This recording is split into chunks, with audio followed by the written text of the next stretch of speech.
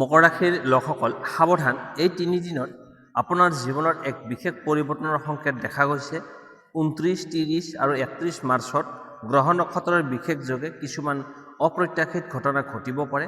কাৰোবাৰ বাবে টকা পইচাৰ নতুন দৰ্জা মুকলি হ'ব, আনহাতে কিছুমানৰ বাবে এটা গুৰুত্বপূৰ্ণ সিদ্ধান্ত লোৱাৰ সময় আহিব পাৰে। আপুনি যদি মকৰ ৰাশিৰ হয় তেন্তে এই 3 দিনত কৰা সৰু সিদ্ধান্তেও ভৱিষ্যতৰ ডাঙৰ ফল দিব পাৰে। কৰ্মক্ষেত্ৰ, ধন সম্পত্তি আৰু ব্যক্তিগত জীৱনত কি পৰিৱৰ্তন আহিব পাৰে জানিবলৈ এই ভিডিঅ'টো শেষলৈকে চাই থাকক, কাৰণ শেষত মই ক'ম এক গুপ্ত প্ৰতিকাৰ আৰু শুভ সময় যি আপোনাৰ ভাগ্য সম্পূৰ্ণৰূপে সলনি কৰি দিব পাৰে। আহক তেন্তে আৰম্ভ কৰোঁ। প্ৰথমতে আহিছোঁ ধন সম্পত্তি। 29, 30 আৰু 31 মাৰ্চত মকৰ ৰাশিৰ লোকসকলৰ বাবে এই 3 দিনত ধন সম্পত্তিৰ ক্ষেত্ৰত যথেষ্ট গুৰুত্বপূৰ্ণ হ'ব পাৰে।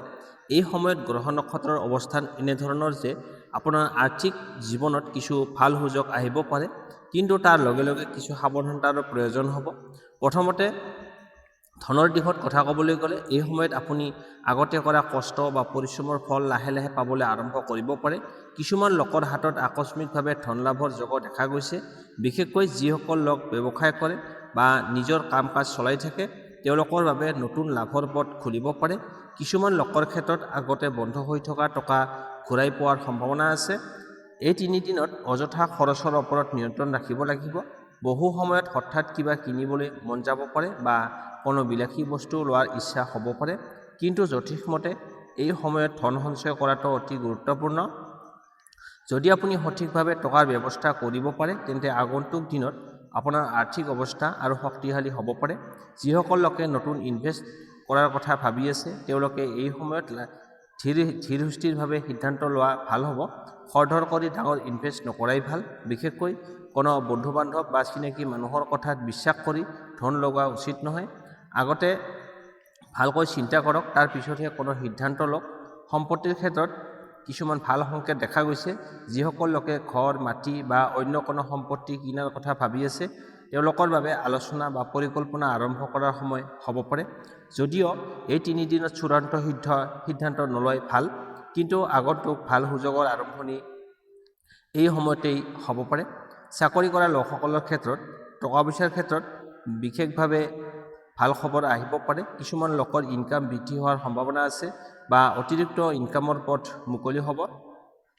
বিশেষকৈ যিসকল লোকে অনলাইন কাম, ইউটিউব বা ফাইনেন্সিয়েল বা অন্য সৃষ্টিশীল কামৰ লগত জড়িত হৈ আছে তেওঁলোকৰ বাবে এই সময়ত নতুন সুযোগ আহিব পাৰে। মুঠতে ক'বলৈ গ'লে মকৰ ৰাশিৰ বাবে এই 3 দিন মানে 29, 30 আৰু 31 মাৰ্চত টকা পইচাৰ ক্ষেত্ৰত মধ্যমীয়া কিন্তু সম্ভাৱনাপূৰ্ণ হ'ব।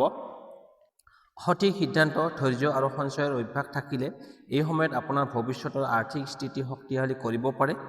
এতিয়া আহিছোঁ কৰ্মক্ষেত্ৰ। মকৰ ৰাশিৰ লোকসকলৰ বাবে 29, 30 আৰু 31 মাৰ্চত কেৰিয়াৰৰ ক্ষেত্ৰত যথেষ্ট গুৰুত্বপূৰ্ণ সময় হ'ব পাৰে। এই সময়ত গ্ৰহ নক্ষত্ৰৰ অৱস্থানে আপোনাৰ পৰিশ্ৰম আৰু ধৈৰ্যৰ ফল দেখুৱাবলৈ আৰম্ভ কৰিব পাৰে। যিসকল লোকে বহুদিন ধৰি নিজৰ কামত কষ্ট কৰি আহিছে তেওঁলোকে এই 3 দিনত কিছুমান ইতিবাচক সংকেত লাভ কৰিব পাৰে। চাকৰি কৰা লোকসকলৰ বাবে এই সময়ত দায়িত্ব বৃদ্ধি পাব পাৰে। আপোনাৰ ওপৰত নতুন কামৰ দায়িত্ব দিব পাৰে বা কোনো গুৰুত্বপূৰ্ণ প্ৰজেক্ট আপোনাক দিয়া হ'ব পাৰে। প্ৰথমতে এইটো অলপ কঠিন যেন লাগিলেও, কিন্তু যদি আপুনি আত্মবিশ্বাসেৰে কাম কৰে তেন্তে এই সুযোগেই আপোনাৰ কেৰিয়াৰত উন্নতিৰ পথ মুকলি কৰিব পাৰে। কিছুমান লোকৰ ক্ষেত্ৰত উচ্চ অধিকাৰীৰ পৰা বছৰ পৰা প্ৰশংসা লাভ পোৱাৰ যোগ আছে। আপোনাৰ কামৰ বাবে বছ বা ছিনিয়ৰ লোকসকলে সন্তুষ্ট হ'ব পাৰে। এইটো আপোনাৰ আগন্তুক প্ৰমোচন বা ভাল সুযোগৰ সংকেত দিব পাৰে। সেয়েহে এই সময়ত কামত এলেহুৱা নকৰি নিজৰ সম্পূৰ্ণ শক্তি লগোৱা উচিত। যিসকল লোকে নতুন চাকৰি বিচাৰি আছে তেওঁলোকৰ বাবে এই সময়ত ভাল খবৰ আহিব পাৰে। কোনো ইণ্টাৰভিউৰ পৰা ভাল ফলাফল লাভ কৰিবলৈ সক্ষম হ'ব। লগতে নতুন কামৰ সুযোগ দেখা যাব পাৰে। যদিও সকলো কাম তৎক্ষণাত সফল নহ'ব পাৰে, কিন্তু আশা এৰি নিদিব। এই সময়ত চেষ্টা অব্যাহত ৰাখিলে সফলতাৰ দুৱাৰ লাহে লাহে মুকলি হ'ব। ব্যৱসায় কৰা লোকসকলৰ ক্ষেত্ৰতো এই 3 দিন যথেষ্ট গুৰুত্বপূৰ্ণ হ'ব পাৰে। নতুন পৰিকল্পনা বা নতুন আইডিয়া মনলৈ আহিব পাৰে। যদি আপুনি বুদ্ধিমত্তাৰে এই আইডিয়াবোৰ ব্যৱহাৰ কৰে তেন্তে ব্যৱসায়ত লাভ বৃদ্ধি হ'ব পাৰে। কিন্তু এই সময়ত যিকোনো ডাঙৰ সিদ্ধান্ত লোৱাৰ আগতে অভিজ্ঞ লোকৰ পৰামৰ্শ লোৱা ভাল। সহকৰ্মী বা পাৰ্টনাৰৰ সৈতে সম্পৰ্কটো এই সময়ত গুৰুত্ব হ'ব। চেষ্টা কৰিব যে তেওঁলোকৰ লগত যাতে মিলাপ্ৰীতি বজাই ৰাখিব পাৰে। কোনো সৰু ভুল বুজাবুজিৰ বাবে ডাঙৰ সমস্যা নোহোৱা, যেনে ধৈৰ্য ধৰা বা শান্ত মনেৰে কথা পতা, এইটো আপোনাৰ বাবে উপযুক্ত হ'ব। মুঠতে ক'বলৈ গ'লে মকৰ ৰাশিৰ বাবে এই 3 দিনত কেৰিয়াৰৰ ক্ষেত্ৰত সুযোগ আৰু পৰীক্ষা দুয়োটা লৈ আহিব। আপুনি ধৈৰ্য, পৰিশ্ৰম আৰু বুদ্ধিমত্তাৰে কাম কৰে তেন্তে এই সময় আপোনাৰ আগন্তুক সফলতাৰ ভেটি স্থাপন কৰিবলৈ সক্ষম হ'ব। এতিয়া আহিছোঁ প্ৰেম আৰু দাম্পত্য জীৱন। মকৰ ৰাশিৰ লোকসকলৰ বাবে 29, 30 আৰু 31 মাৰ্চত প্ৰেম আৰু দাম্পত্য জীৱনৰ ক্ষেত্ৰত কিছু বিশেষ পৰিৱৰ্তনৰ সংকেত লৈ আহিব পাৰে। এই সময়ত আপোনাৰ মনত থকা অনুভূতি আৰু সম্পৰ্কৰ মাজত কিছুমান গুৰুত্বপূৰ্ণ মুহূৰ্ত আহিব পাৰে। যিসকল লোকে প্ৰেমৰ সম্পৰ্কত আছে তেওঁলোকৰ বাবে এই 3 দিনত কিছু মধ্যমীয়া ফল লৈ আহিব পাৰে। কেতিয়াবা আপোনাৰ আৰু আপোনাৰ প্ৰিয়জনৰ মাজত সৰু সৰু ভুল বুজাবুজি বা মনৰ অমিল হ'ব পাৰে, কিন্তু এইটো ডাঙৰ সমস্যা নহয়। যদি আপুনি ধৈৰ্যৰে কথা পাতিব পাৰে বা এজনে আনজনৰ অনুভূতি বুজিবলৈ চেষ্টা কৰে তেন্তে এই সমস্যা সহজে সমাধান হ'ব পাৰে। এই সময়ত আপোনাৰ প্ৰিয়জনৰ লগত বেছি সময় কটোৱা আৰু হৃদয়ৰ কথা খুলি কোৱা খুবেই গুৰুত্বপূৰ্ণ। কেতিয়াবা সৰু সৰু যত্ন আৰু মৰমেই সম্পৰ্কটো অধিক মজবুত কৰি তোলে। সেয়েহে চেষ্টা কৰক যাতে এই 3 দিনত সম্পৰ্কটো পজিটিভ শক্তি বজাই ৰাখিব পাৰে। যিসকল অবিবাহিত আৰু নতুন প্ৰেমৰ সন্ধানত আছে তেওঁলোকৰ বাবে এই সময়ত নতুন চিনাকি বা নতুন সম্পৰ্ক আৰম্ভ হোৱাৰ সম্ভাৱনা দেখা গৈছে। কিছুমান লোকৰ জীৱনত হঠাৎ এজন বিশেষ মানুহ আহিব পাৰে যিয়ে আপোনাৰ মনত গভীৰ প্ৰভাৱ পেলাব পাৰে। কিন্তু কোনো সিদ্ধান্ত লোৱাৰ আগতে মানুহজনক ভালকৈ বুজি লোৱা খুবেই প্ৰয়োজন। দাম্পত্য জীৱনৰ কথা ক'বলৈ গ'লে বিবাহিত লোকসকলৰ বাবে এই সময়ত সম্পৰ্কত অলপ সংবেদনশীলতা দেখা যাব পাৰে। কেতিয়াবা সৰু কথাক লৈ মনোমালিন্য হ'ব পাৰে, বিশেষকৈ ঘৰৰ দায়িত্ব বা টকা পইচাৰ বিষয়ত।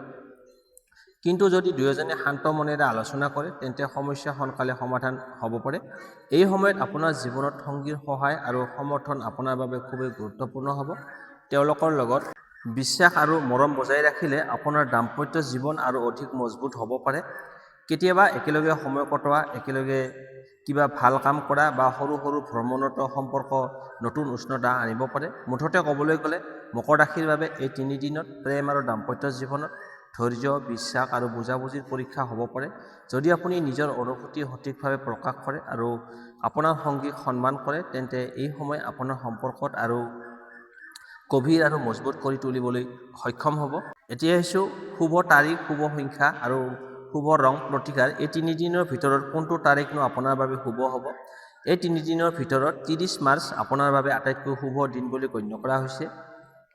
এই দিনটোত নতুন কাম আৰম্ভ কৰা, গুৰুত্বপূৰ্ণ সিদ্ধান্ত লোৱা বা কোনো নতুন পৰিকল্পনা আৰম্ভ কৰাটো ভাল ফল দিব পাৰে। শুভ সংখ্যা মকৰ ৰাশিৰ বাবে এই সময়ত শুভ সংখ্যা হৈছে 5 আৰু 8। এই সংখ্যা দুটা আপোনাৰ বাবে ভাগ্যৰ দুৱাৰ খুলিবলৈ সহায় কৰিব পাৰে। যদি আপুনি কোনো গুৰুত্বপূৰ্ণ কাম চেষ্টা কৰক, এই সংখ্যাৰ সৈতে জড়িত সময় বা তাৰিখ বাছি ল'বলৈ। শুভ ৰং এই সময়ত আপোনাৰ বাবে শুভ ৰং হৈছে নীলা আৰু সেউজীয়া। এই ৰঙৰ কাপোৰ পিন্ধিলে বা নিজৰ ওচৰত এই ৰঙৰ কিবা বস্তু ৰাখিলে পজিটিভ শক্তি বৃদ্ধি পাব পাৰে। এতিয়া আহিছোঁ বিশেষ প্ৰতিকাৰ। 1 নম্বৰতে শনিবাৰে বা এই 3 দিনৰ ভিতৰত যিকোনো দিনত শনিদেৱক সৰিয়হৰ তেলৰ চাকি জ্বলাই প্ৰাৰ্থনা কৰক। 2 নম্বৰ, ক'লা তিল বা ক'লা মানুহক, গৰীব ব্যক্তিক দান কৰিলে শনিদেৱৰ কৃপা লাভ কৰিবলৈ সক্ষম হ'ব। 3 নম্বৰ, ঘৰৰ বয়োজ্যেষ্ঠ লোকৰ আশীৰ্বাদ লওক আৰু তেওঁলোকক সন্মান কৰক। এইটো আপোনাৰ ভাগ্য শক্তিশালী কৰিবলৈ সক্ষম হ'ব। এই সৰু সৰু প্ৰতিকাৰ মানি চলিলে আপোনাৰ জীৱনত থকা নিগেটিভ শক্তি কমি পজিটিভ শক্তি বৃদ্ধি হ'ব। বন্ধু বান্ধৱীসকল, এয়া আছিল মকৰ ৰাশিৰ 29, 30 আৰু 31 মাৰ্চৰ সম্পূৰ্ণ ৰাশিফল। আশা কৰোঁ এই তথ্যসমূহে আপোনাক আগন্তুক দিনবোৰৰ বাবে সঠিক সিদ্ধান্ত লোৱাত সহায় কৰিব। মনত ৰাখিব, গ্ৰহ নক্ষত্ৰই আপোনাৰ জীৱনত সংকেত দিয়ে, কিন্তু আপোনাৰ পৰিশ্ৰম, বিশ্বাস আৰু সৎ কামেই ভাগ্য গঢ়ে। যদি আপুনি মকৰ ৰাশিৰ হয় তেন্তে কমেণ্টত লিখক জয় শনিদেৱ, যাতে শনিদেৱৰ কৃপা সদায় আপোনাৰ ওপৰত থাকে। ভিডিঅ'টো ভাল লাগিলে লাইক, শ্বেয়াৰ আৰু চেনেলটো ছাবস্ক্ৰাইব কৰিবলৈ নাপাহৰিব, কাৰণ ইয়াত আপুনি প্ৰতিদিনে নতুন নতুন ৰাশিফল আৰু জ্যোতিষ সম্পৰ্কীয় গুপ্ত তথ্য পাই থাকিব। ধন্যবাদ জনালোঁ ভিডিঅ'টো শেষলৈকে চোৱাৰ বাবে। পুনৰ দেখা হ'ম আগন্তুক নতুন ভিডিঅ'ত। তেতিয়ালৈকে সকলোকে জনাওক শুভ কামনা আৰু সুন্দৰ দিনৰ প্ৰাৰ্থনা। ধন্যবাদ।